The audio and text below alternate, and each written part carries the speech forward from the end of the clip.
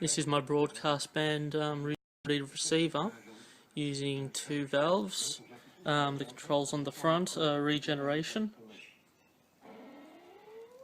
Notice it's gone into oscillation. Tuning. Oop, let me back that off a bit. Got a built-in vernier drive. Let's go back to the oldies one. And volume.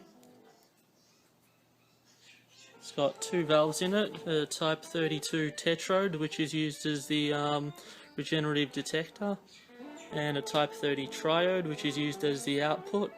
Inside we've got an old antenna coil, which I bought off of eBay God knows how long ago, and that didn't have a second coil. This internal coil is actually used for the antenna, so I had to build another coil to put next to it for regeneration.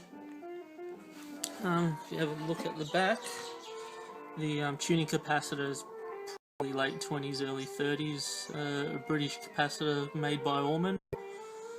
Behind it we got the battery eliminator that I made. You probably would have seen it briefly in one of my other YouTube clips.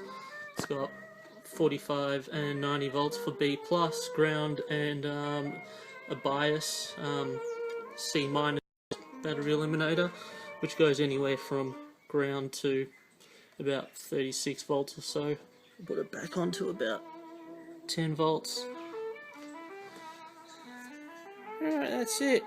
I don't think I've got much more to say, so I'm just going to sit here and listen to it for the rest of the afternoon, or at least for the next hour or so. See ya.